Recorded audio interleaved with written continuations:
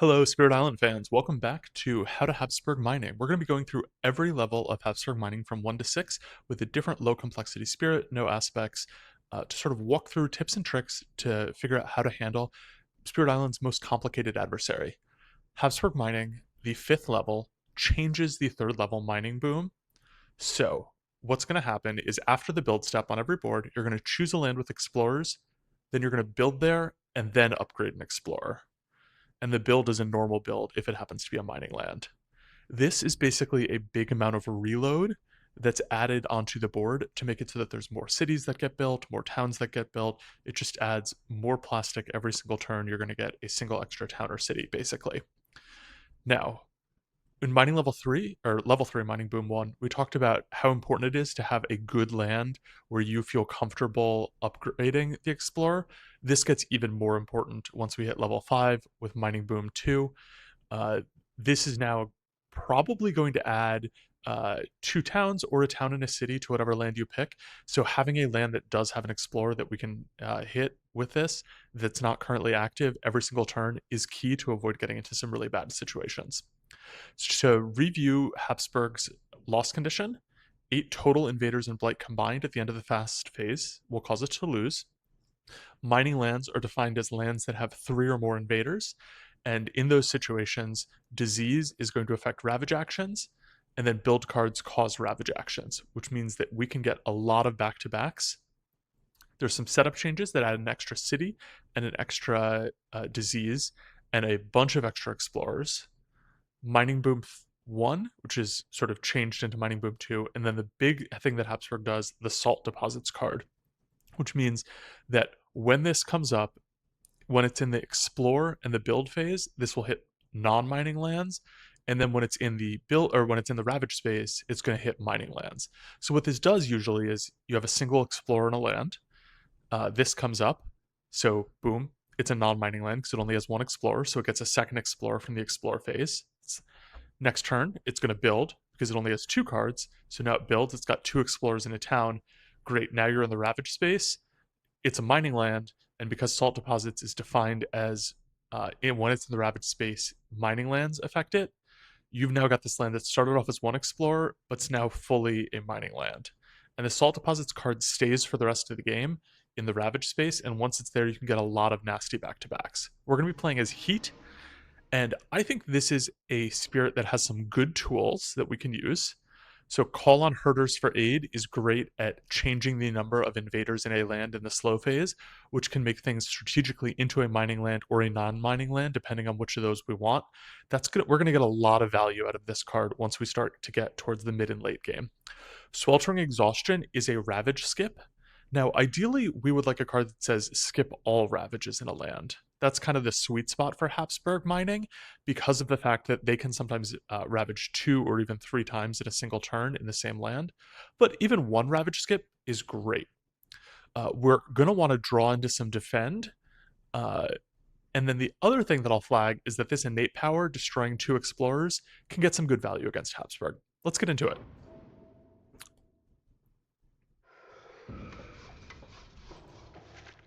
Okay. This is I don't want to say not an ideal start, but starting right off the bat with Into This Disease Land can be a problem if we get a quick back-to-back on it. Not the biggest deal in the world, but we don't love it. This land, any small defend will be able to handle. Uh, we could even consider doing Gift of Searing Heat for energy to just kill the Explorer. I do think that we would prefer to play this for energy on ourselves. I think the Spirit's internal economy works much better when we're playing this for energy rather than spending energy to do damage. Um, okay, let's go ahead and G3 to grab a power card. We're looking for any defend. Okay. Encompassing Ward, frankly, good enough to solve this and not have to think about it. I like that. We can drop it next turn to just quickly skip that. We do need to get a presence over there at some point. We can do that if we G2 next turn to double grow. So we'd be playing 2 cards this turn and 3 cards next turn. I usually like to G3 just straight down bottom. But the G3 into G2 is not the worst play in the world. So if we do that, we can add 1 presence here very easily, in a good position for that. And I'm going to add presence here just because I know we're eventually going to want to do damage here.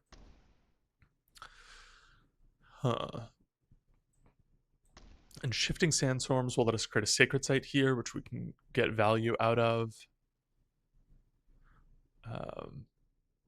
And then this will let us do 2 damage to explorers. So basically, no matter what comes up, we can deny one of the builds, which is kind of a nice effect.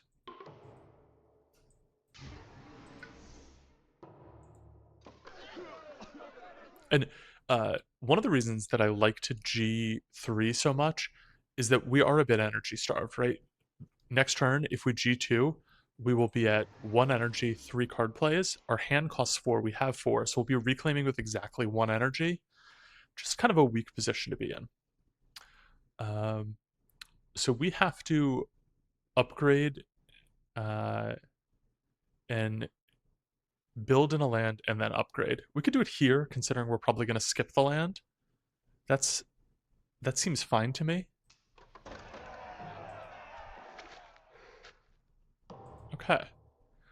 So let's Singing Sandstorm to pull this in, and then we do 1 damage to kill a town. And then I'm going to go ahead and kill both of these explorers, because the odds that we get an event where the beast does enough to kill 2 is pretty low.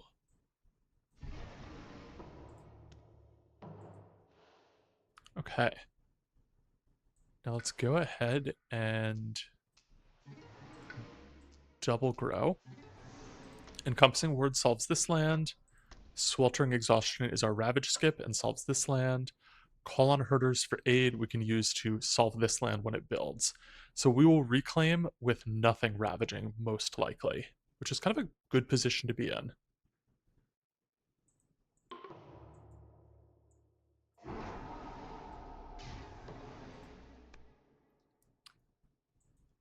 Lose Fear. Okay. Add a beast to a land adjacent to beasts, and then destroy a Dahan in a land with beasts. I'm going to put it here, because we have a sacred site. Heath's rule is that at sacred sites, towns and cities have -1 health. There's a lot of beast events that do 1 damage, and being able to kill a town with it could be good. Okay, we didn't need to play Encompassing Ward. This would have been defended no matter what happened. Skip the Ravage. Build in a jungle. Or build and upgrade the Explorer. I'm fine to do it here since this is already just a problem land, right? It's, you know, it's bad stuff no matter what happens. We're going to skip it anytime it comes up, most likely. Not anytime, but a good amount of the time. Okay. This is now a mining land, which is annoying. I think if we are reclaiming... Okay, so we have an interesting choice. Call on Herders per aid we can use to full clear this land, right? We pull a Dahan in and push both of those out. Or we could potentially use it to stop this build. And just hope that when we reclaim, we gain a power card that will enable us to defend this.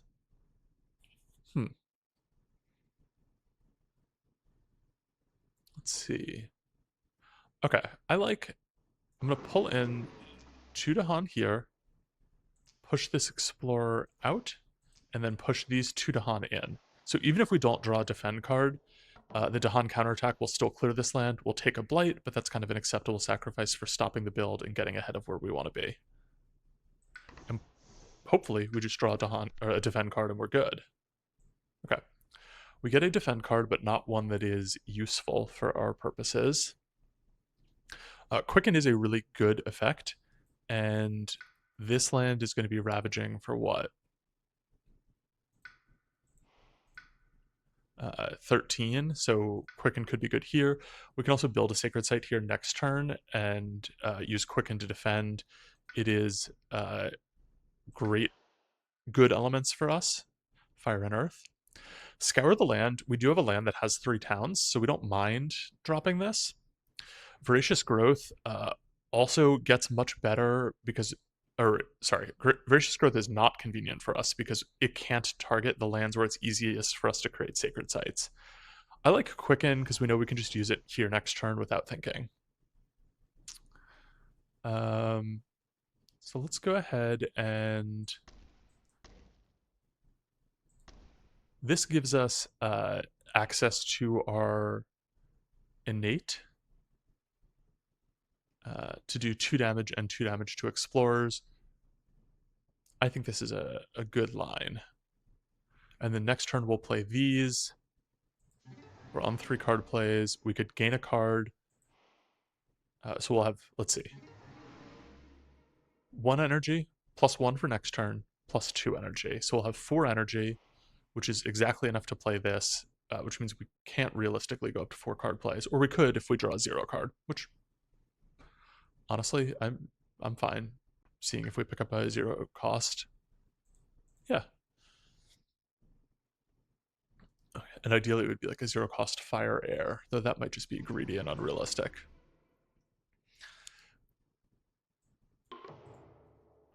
Okay. Oh, and we gain some energy from doing this, so. In the land with the most towns, replace 2 towns with 2 cities. Normally, I don't love this, but because we're heat, we do have a massive land nuke. Like, our solution to this land is eventually just going to be using the full innate on it, which does 1 damage to every invader plus 4 damage. So it can kill 4 cities plus an unlimited number of towns and explorers. Beast push. This is interesting. I don't know if we want to do this. This has 1, 2, 3, 4, 5, 6 invaders in it. 8 is the loss condition. So we're kind of not necessarily fine with this, but we're 2 away, right? We're unlikely to immediately lose to the loss condition. So I don't think that we need to push anything out of here. I mean, I think we'd prefer to have our problems consolidated in 1 land. So let's skip this. We get a little Dahan defense. Event bails us out. Calculated risk goes well. And now, okay. I think we can build an upgrade into this. And the reason why is we'll use Stinging Sandstorm to gather a presence in, and that creates a sacred site, does 1 damage. That'll kill a town. And then we can use this to kill a city and 2 explorers, though there won't be any explorers in this if we do that. Well, there'll only be 1. I think we're good to go here, though. I think this is the right line. And we do get mountains. And now we have to explore into inactive lands. I'm going to put 1 here because it has a beast, and 1 here because it has a bunch of Dahan. Stinging Sandstorm. 1 damage to kill the town. 2 damage kills the city, and now Encompassing Ward or Quicken will be enough to solve this. Okay. And we can call on herders so that Encompassing Ward will defend here. This is now ravaging for 16, which means it does need to get skipped because it will ravage. It's in the build spot, but it's a mining land. And we need just as many tools as possible to do a ton of damage there. Honestly, skipping it and using Quicken for damage could be the play. We do have enough energy to play this full hand, which means we could go up to like 2 energy to put ourselves in a better position so that we reclaim, and then we can go out to 5 card plays next turn. We have a total of 6 cards. So actually, I think we do need to gain a power card. And because we get 2 energy when we gain, we can play whatever we draw. And let's see, we're going to have 2 fire, 1 air, 2 earth. So we really just want any fire card. Isolate's kind of good. Blooddraws Predators gets immediate value here. So Blooddraws Predators, the effect is that the next time invaders are destroyed in target land, you add a beast, then do 1 damage per beast. Quicken can kill a town fast, and then Blooddraws Predators will kill a city. When I'm using G3, I like to add my presence into lands that it is harder to grow into normally. So not sands and mountains. Okay. Encompassing Ward gets us the defense we need here. And then the Dahan counterattack will kill everything. Bloodrust Predators here. Quicken. 1 damage to everything. And then 2 damage will kill 2 more cities. This is a very, very nice combo. And then we use Sweltering Exhaustion to stop that from ravaging. Choose a land with cities, build there. Allow the build. Push up to 2 explorers or a town from a land with a beast. I don't know that we want to do that. Again, this is going to hit for 1, 2, 3, 4, 5, 6, 7, 8, 9, 10. So it's perfectly defended by Quicken next turn without us even thinking about it. And we're going to be able to kill 2 cities, actually. So I kind of think maybe we push the Explorer into here. Gather Dahan into a land with Dahan in that defend 1 per Dahan. I think pairing up Dahan is a good strategy. Oh, wait. I did this wrong. Okay. We're going to push this town out of here. And the reason is that it will just immediately die in the Ravage because we already have Dahan defense. Or we have like the extra defense. Remove an Explorer from a land not matching a Ravage card. Sure. Or from land matching. Each player adds a Strife to a land with Beasts, Disease, or Dahan. Both of these cities are going to die from Scorch with Waves of Heat, so there's no use adding them there. Push up to 2 explorers from an inland land.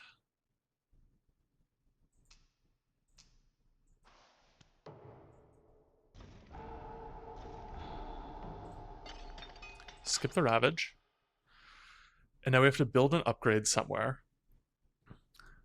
We're going to be doing what? 2 damage here that kills both cities. So this would be left with, if we build an upgrade, it's going to be left with, Okay, I think I want to do it into this jungle. And the reason for that is that it will create 2 towns, and then it will explore into the salt deposits card. So then this is suddenly a mining land, and we don't have to think about it for another turn and a half. One issue of getting too far ahead of the invader tempo as this spirit is that you then explore everywhere because everything is a non-mining land. And you kind of want to think about it as, while the salt deposits card is in the explore or the build spot, you want as many things to have 0 or 3 as possible. And then once the salt deposits card is in the ravage space, you want everything to have, fewer than 3. But things having 1 or 2 is kind of a problem now because then they build. Either way, let's kill both of these cities.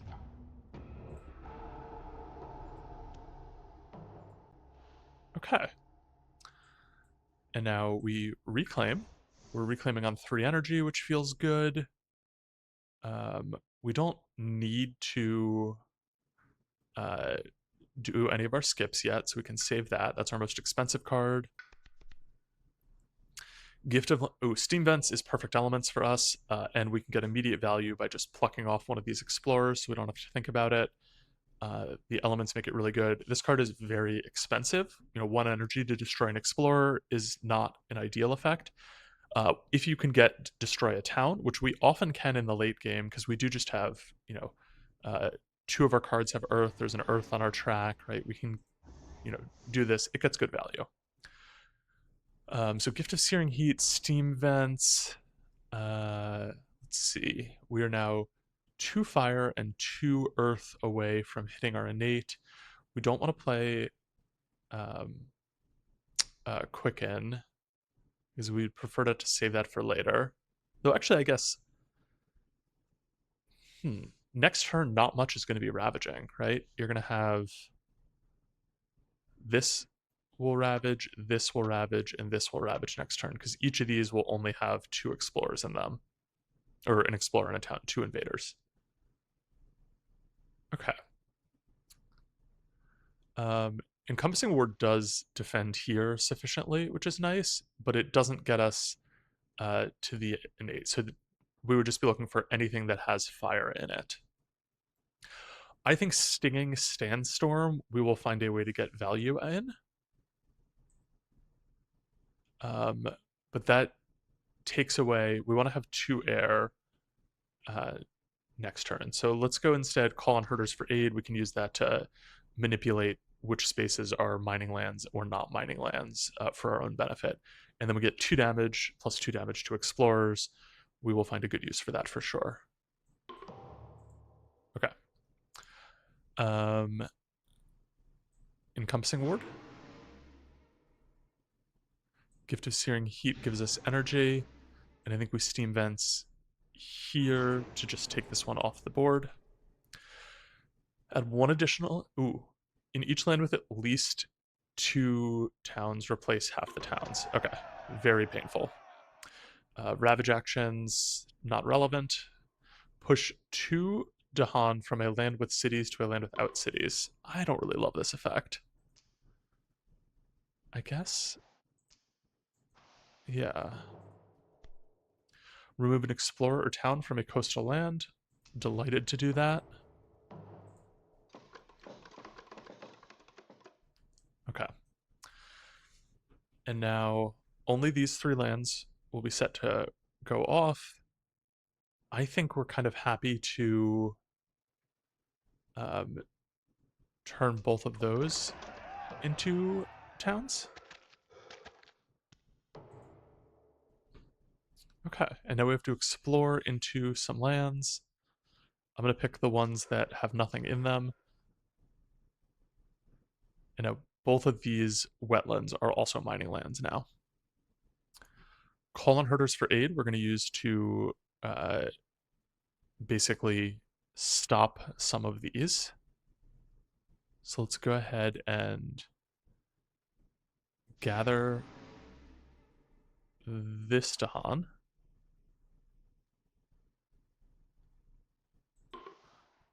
And then we push these guys into here. And then this we can just defend with like Quicken the Earth Struggles or something. And then we can use Scorch with Waves of Heat to full clear this land. And then I think we do need to next turn go out to G3, which will give us 5 energy, so we can play this full hand plus a 0 cost card. Sweltering Exhaustion will skip 1, probably this. Quicken defends this. And then we need a solution to this, but there's a beast, we'll figure something out. And none of our lands that are building have anything in them, which is a very good effect. Move on. Anything 0 cost. Looks like we're picking Flow Down River, even though it is not exactly our elements. We are not hitting the full innate, but we're getting pretty damn close. Okay. And let's actually, if we go, creating a sacred site here, not the worst. Okay, we're on 5 card plays. This is a little painful because we're reclaiming with 1/2 energy. That's sort of not what we want to be doing. I think it's fine though. We can use Stinging Sandstorm to sort of reposition, do some damage. This is like our problem land that we don't have, we're skipping it now, but eventually we'll need a better solution. Okay. So let's use the Quicken and Blood Draws combo again. 1 damage to each. That will kill these. And then that's left with 1 Explorer, so we are fine. And then skip this. We are taking 1 Blight unless this gets solved. We have 2 Fear cards and a Beast damage from an event to potentially solve this. Okay. Replace an Explorer with a town on an inland land. Interesting. And let's see what we have here. Inlands with strife or disease, we skip ravage action, so this is no longer blighting. Love to see it. And each player may push an explorer or town from a land with a Dahan. I kind of like that to just consolidate problems. We know this is getting skipped. We have, and it's already a sacred site, and we can do 2 damage, so I think we're fine. This might be where we get our, where we drop our innate off. And if we're putting our innate there, which is 2 damage to explorers, 2 damage to towns, we are happy to push another explorer into there, just to give it a little bit more feed. Remove 2 explorers or a town from a land with Dahan. If we do it here, it's kind of actually I mean, it wastes the Ravage skip, but who cares? This is our hardest land to deal with because we have no presence there, and it's hard for us to add presence in there, so yeah. A different land with Dahan, 1 damage per Dahan there. Ooh, okay, wait. If we go ahead and do 1 damage to this city, our innate can kill it. The other thing is we could do it here and just wipe this land. I like this. I like solving that.